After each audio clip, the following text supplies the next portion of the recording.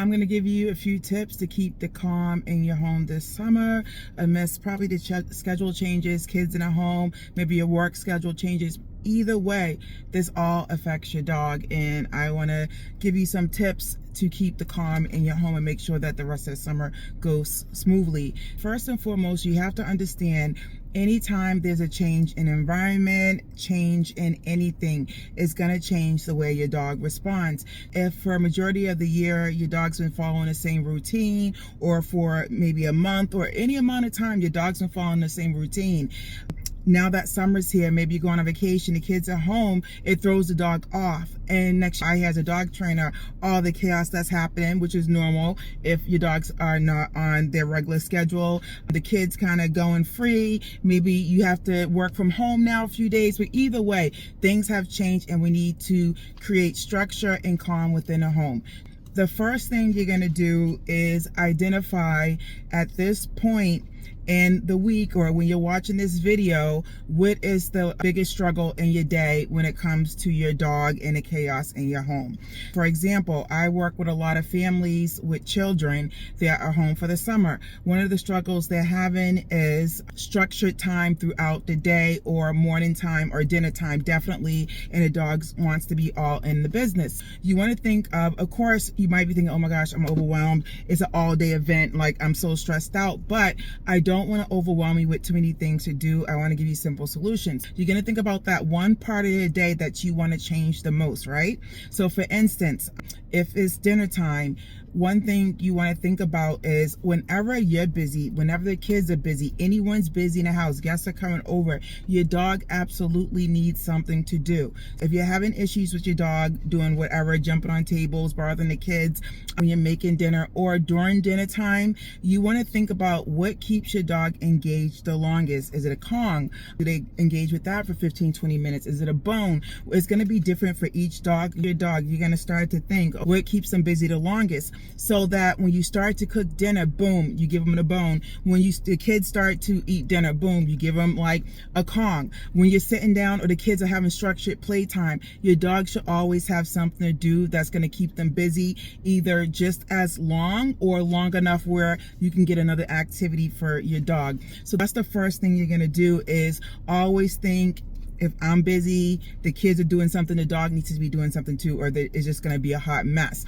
And today, you are going to find that one thing that keeps your dog busy, and you're going to give it to him at the same time you are doing something. And it has to be really, really, really interesting in keeping them engaged. You have to remember, there's a lot of distractions going on, so it's going to be very important that whatever they have, for sure, it trumps everything going on around them. If you have not found that for your dog, no fret. You will get to that. Ideally, if you are having issues with your dog getting into the business when you're cooking, put them in a separate room. Put them outside in a fenced-in backyard. Maybe if you have a partner in the home, they could take them for a walk. You just want to create some distance and space. But if they have something to do, definitely giving them something to do. And you can apply that to each part of your day when you're starting to create routine and structure. The second part is, especially for the puppies, for dogs, they need a structured routine. And just to give you an example, for puppies, for every 1 hour they're outside to create, peeing, pooping, playing, whatever, you're taking for a walk, go out. They have to spend 2 hours relaxing. They don't have to go to sleep. They just have to chill. Other than that, that's when you get the crazy dogs or puppies late in the evening, or just randomly throughout the day with a nipping, biting, and jumping. You want to create a structure where at least, whether it's a puppy, regular dog, at least for like an hour, hour and a half, they have some structured time. So maybe they come out the crate, you get up in the morning, you take them they eat breakfast, you take them for a walk, maybe some backyard play. I love engagement games like Kongs. If you haven't caught the Parmesan cheese post, please follow that, find that on Instagram, TikTok.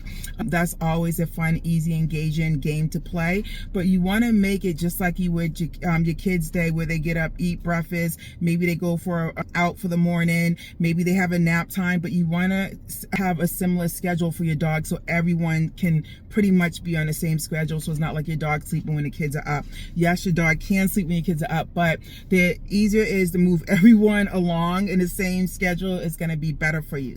Remember, you're going to find those things that are going to keep your dog engaged and busy. Two, you're going to create a simple schedule for your dog. Don't think too hard about this. Think about what you are doing every day, whether you have kids or not. Think about your routine, and you're always going to have something for your dog to do. That's going to be the schedule. And definitely starting with those trouble points. Number 3, don't be so hard on yourself. You are not a dog trainer. I do not expect you to know these things. I'm here to give you simple solutions that can fit into your everyday life. That's why I say just start off with one of those tips and implement it. And when you start to see, oh my God, it does work, because my dog's over there busy while my kids are outside or whatever it may be, or my dog's busy while I'm cooking, then you're like, you know what? There's another part of the day I want to implement that. Where can we go with that? And then you'll start to see less chaos, more calm. And we're going to get into this in another video at some point. But if your kids are old enough, or whether they're older or young, giving them something to do that actually matches with what they love to do with your dog. If they like playing fetch and things like that, give the kids some structured time when they like to just run and play with the dogs really quickly and then bounce to their room or go off with their friends. We want to make the most out of the little spurts of time that the kids do play with them, and structure that into the routine as well. But I can go into more detail about that another time. I hope you gathered some good tips and ideas of how to make it through the summer with structure and calm and less chaos. I will see you next week with another great topic. Bye.